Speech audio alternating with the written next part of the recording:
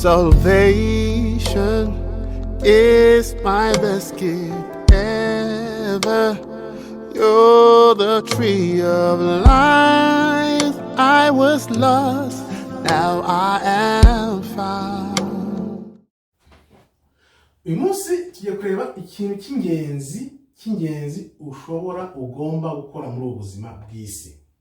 Ni iki kintu cy'ingenzi ugomba gukora mu buzima bwo muri ino si, mu gihe kiri muri ino si? Nta kindi rero ni ukwandikisha izina ryawe mu gitabo cy'Ubwami bw'ijuru. Andikisha izina ryawe mu gitabo cy'Ubwami bw'ijuru. Ubyandikisha mute?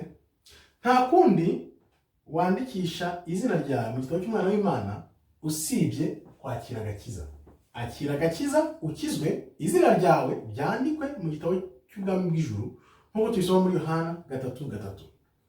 Kristo yaramusubije ati, ni ukuri ndakubwira, nta muntu n'umwe uzinjira mu bwami bw'Imana, uzabana ubwami bw'Imana atabanje kuvuka bwa kabiri. Ugomba kuvuga bwa kabiri, ukakira agakiza kugira ngo uzabone ubwami bw'Imana. Umuntu wese utazavuga ubwa kabiri ngo atane acukubiri n'ibyaha by'isi akurikira Imana, uwo utazavuga bwa kabiri ntago azabona ubwami bw'Imana. Biranditse, ni ukuri, kandi ijambo ry'Imana ntago rijya ribeshya. Turebe rero, abantu benshi tuzatungurwa no kumenya abo turi bo. Twibwira cyangwa se abakibwira gutyo ko bari uyu mubiri babona inyuma. Umuntu nyamuntu ari muri weho. N'ikimenyimenyi uyu mubiri w'inyuma uzagenda uzasaza uveho. Ariko abazaba barakora Imana izabaha wa mubiri udasaza. Uwo mubiri udasaza rero niwo muntu we uri mu muntu imbere uzagenda ukimukira muri uwo mubiri. Uzimukira muri uwo mubiri utabora, udasaza, utarwara, ariko uzaba uri umuntu umwe nk'uko wahoze muri ino si. Uzaba uri umuntu umwe, wa muntu urimo imbere atari ku mubiri, kuko waba uzabona ubwami bw'ijuru cyangwa se uzajya kwa Satani, byanze bikunze uzakomeza uri umwe ariko uri mu mubiri utandukanye. Bivuze ngo rero hari umubiri wo kuri ino si, twese tubona twigira ko ari wo muntu, hakaba umubiri utabora, utarwara, utagira ibibazo, utagira izazane n'ikintu na kimwe Imana izaha abayo bayikoreye, n'undi mubiri noneho ariko we uzaba n'ububabare bwa Satani kubakoreye Satani banze guhinduka ngo bakurikire Imana.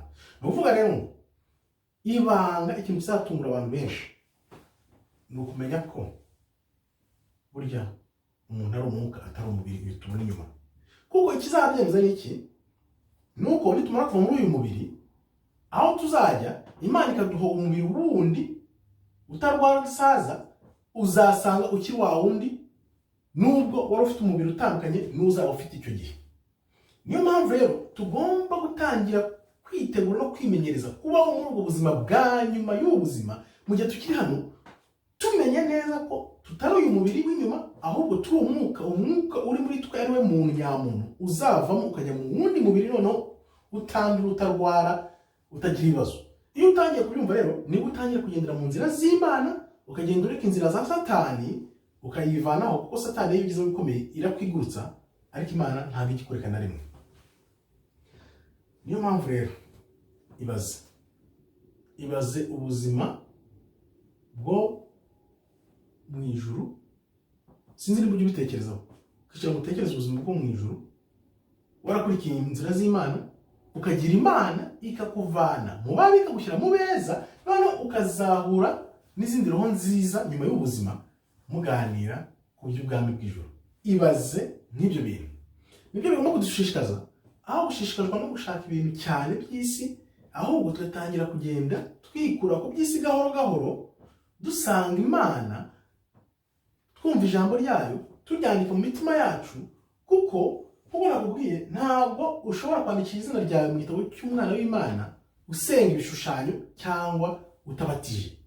Ngaho mbwira, amategeko y'Imana arakubwira ngo ntuzasenga ibishushanyo, ntuzasenga ibigirwamana, batizwa mu mazi uvuke bwa kabiri nibwo uzabona ubwami. Ariko wowe ukanga ukavuga ati no, nzakomeza kwiba ibishushanyo.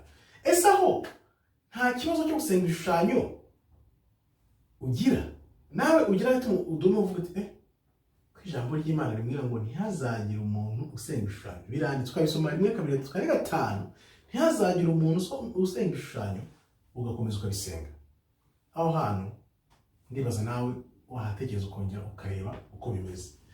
Niyo nakubwiraga ngo nyuma y'ubuzima abazaba barakora neza Imana, roho zabo zizahura n'izindi roho nziza zibe mu bwami n'umudendezo mu bwami bw'Imana, kuko wakoreye Imana izamugororera, n'uwakoreye Satani nayo ifite kuzamugororera.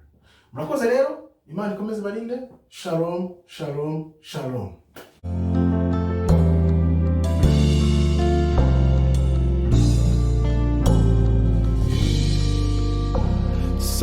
Salvation is my best gift ever. You're the tree of life. I was lost, now I am found.